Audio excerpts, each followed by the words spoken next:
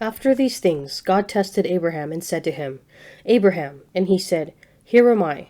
He said, Take your son, your only begotten son Isaac, whom you love, and go to the land of Moriah, and offer him there as a burnt offering upon one of the mountains of which I shall tell you. So Abraham rose early in the morning, saddled his donkey, and took 2 of his young men with him, and his son Isaac. And he cut the wood of the burnt offering, and arose and went to the place of which God had told him. On the 3rd day, Abraham lifted up his eyes and saw the place afar off. Then Abraham said to his young men, Stay here with the donkey. I and the lad will go yonder and worship, and come again to you. And Abraham took the wood of the burnt offering, and laid it on Isaac his son, and he took in his hand the fire and the knife. So they went both of them together. And Isaac said to his father Abraham, My father. And he said, Here am I, my son. He said, Behold, the fire and the wood, but where is the lamb for a burnt offering? Abraham said, God will provide himself the lamb for a burnt offering, my son. So they went both of them together. When they came to the place of which God had told him, Abraham built an altar there, and laid the wood in order, and bound Isaac his son, and laid him on the altar upon the wood. Then Abraham put forth his hand, and took the knife to slay his son. But the angel of the Lord called to him from heaven, and said, Abraham, Abraham. And he said, Here am I. He said, Do not lay your hand on the lad, or do anything to him, for now I know that you fear God, seeing you have not withheld your son, your only begotten son, from me. And Abraham lifted up his eyes and looked, and behold, behind him was a ram, caught in a thicket by his horns. And Abraham went and took the ram, and offered it up as a burnt offering instead of his son. So Abraham called the name of that place, The Lord will provide, as it is said to this day. On the mount of the Lord it shall be provided. And the angel of the Lord called to Abraham a second time from heaven, and said, By myself I have sworn, says the Lord, because you have done this, and have not withheld your son, your only begotten son. I will indeed bless you, and I will multiply your descendants, as the stars of heaven, and as the sand which is on the seashore. And your descendants shall possess the gate of their enemies, and by your descendants shall all the nations of the earth bless themselves, because you have obeyed my voice. So Abraham returned to his young men, and they arose and went together to Beersheba, and Abraham dwelt at Beersheba. Now after these things it was told Abraham, Behold, Milcah also has borne children to your brother Nahor, Uz the firstborn, Buz his brother, Kemuel the father of Aram, Chesed, Hazo, Pilsad, Jilphaph, and Bethuel. Bethuel became the father of Rebekah. These 8 Milcah bore to Nahor, Abraham's brother. Moreover, his concubine, whose name was Reumah, bore Tebah, Gaham, Tebash, and Makkah. Sarah lived 127 years. These were the years of the life of Sarah. And Sarah died at Kiriatharba, that is Hebron, in the land of Canaan. And Abraham went in to mourn for Sarah and to weep for her. And Abraham rose up from before his dead and said to the Hittites, I am a stranger and a sojourner among you. Give me property among you for a burying place, that I may bury my dead out of my sight. The Hittites answered Abraham, Hear us, my lord. You are a mighty prince among us. Bury your dead in the choicest of our sepulchres. None of us will withhold you from his sepulchre, or hinder you from burying your dead. Abraham rose and bowed to the Hittites, the people of the land.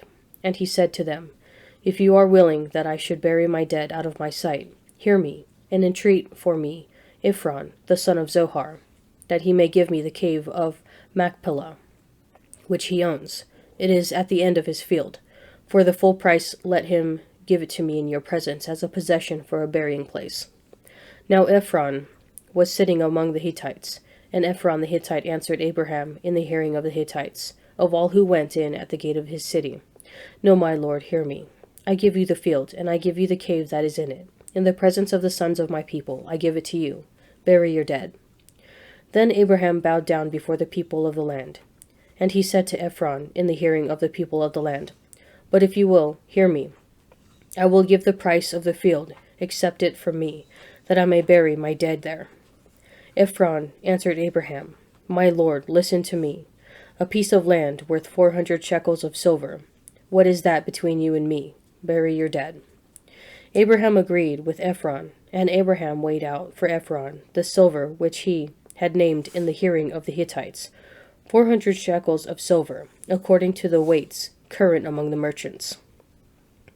So the field of Ephron and Machpelah, which was to the east of Mamre, the field with the cave which was in it, and all the trees that were in the field throughout its whole area, was made over to Abraham as a possession in the presence of the Hittites, before all who went in at the gate of his city. After this, Abraham buried Sarah his wife in the cave of the field of Machpelah, east of Mamre, that is, Hebron, in the land of Canaan. The field and the cave that is in it were made over to Abraham as a possession for a burying place by the Hittites. To the choirmaster, according to Muth Laban, a psalm of David. I will give thanks to the Lord with my whole heart. I will tell of all your wonderful deeds. I will be glad and exult in you. I will sing praise to your name, O Most High. When my enemies turned back, they stumbled and perished before you, for you have maintained my just cause. You have sat on the throne giving righteous judgment. You have rebuked the nations. You have destroyed the wicked. You have blotted out their name forever and ever.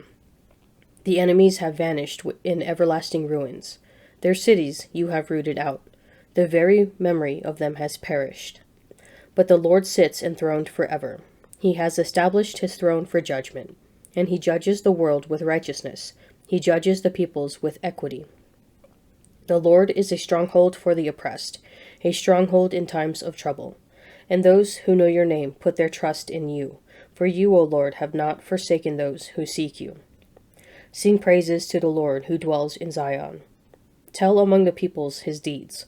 For he who avenges blood is mindful of them. He does not forget the cry of the poor. Be gracious to me, O Lord. Behold what I suffer from those who hate me. O you who lift me up from the gates of death, that I may recount all your praises, that in the gates of the daughter of Zion I may rejoice in your deliverance. The nations have sunk in the pit which they made. In the net which they hid has their own foot been caught. The Lord has made himself known. He has executed judgment. The wicked are snared in the work of their own hands. Higgaion, Selah. The wicked shall depart to Sheol, all the nations that forget God. For the needy shall not always be forgotten, and the hope of the poor shall not perish forever. Arise, O Lord, let not man prevail. Let the nations be judged before you. Put them in fear, O Lord. Let the nations know that they are but men. Selah. Judge not, that you be not judged. For with the judgment you pronounce you will be judged, and the measure you give will be the measure you get. Why do you see the speck that is in your brother's eye, but do not notice the log that is in your own eye? Or how can you say to your brother, let me take the speck out of your eye, when there is a log in your own eye? You hypocrite, first take the log out of your own eye, and then you will see clearly to take the speck out of your brother's eye. Do not give dogs what is holy, and do not throw your pearls before swine, lest they trample them underfoot and turn to attack you. Ask, and it will be given you. Seek, and you will find. Knock, and it will be opened to you. For everyone who asks receives, and he who seeks finds, and to him who knocks it will be opened. Or what man of you, if his son asks for him for bread, will give him a stone? Or if he asks for a fish, will give him a serpent? If you then, who are evil, know how to give good gifts to your children, how much more will your Father who is in heaven give good things to those who ask him? So whatever you wish that men would do to you, do so to them, for this is the law and the prophets. Enter by the narrow gate, for the gate is wide, and the way is easy, that leads to destruction, and those who enter by it are many. For the gate is narrow, and the way is hard, that leads to life, and those who find it are few. Beware of false prophets, who come to you in sheep's clothing, but inwardly are ravenous wolves. You will know them by their fruits. Are grapes gathered from thorns, or figs from thistles? So every sound tree bears good fruit, but the bad tree bears evil fruit. A sound tree cannot bear evil fruit, nor can a bad tree bear good fruit. Every tree that does not bear good fruit is cut down and thrown into the fire. Thus you will know them by their fruits.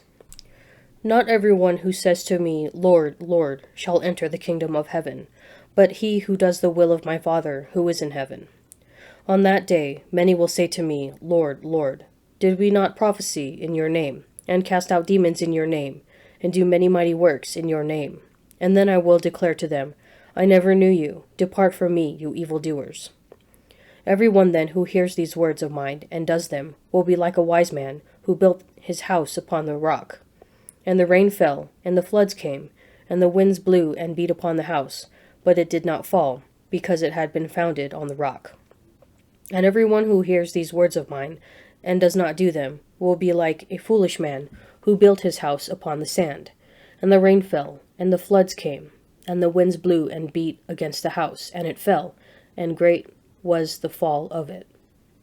And when Jesus finished these sayings, the crowds were astonished at his teaching, for he taught them as one who had authority, and not as their scribes. God commands Abraham to take his son Isaac up Mount Moriah and offer him as a burnt offering. How can a loving God pose such a cruel test? The first clue is the kind of sacrifice Isaac is to be. Burnt offerings are made to atone for sin. What sin? Perhaps for Abraham it was sending his son Ishmael out into the wilderness, where he most certainly would have died without divine intervention. God allows Abraham to heed Sarah's request to send away Hagar and Ishmael, but Abraham, whom God blessed with riches, sends them out with only a single water skin.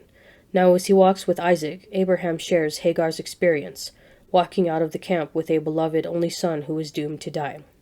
The redemption of Ishmael in Genesis 21 is paralleled by the redemption of Isaac in Genesis 22. God is merciful to Abraham, in spite of his guilt, and so the story is ultimately of God's mercy. Even more, Isaac carrying the wood up Moriah, and his willing sacrifice foreshadows an even greater mercy, as God will not spare his son, Jesus, as he spared Ishmael and Isaac. Jesus will carry the wood of his cross and offer himself as the atoning sacrifice for sin, the lamb that God promised he himself would provide. Are you truly thankful for God's tremendous mercy in your own life?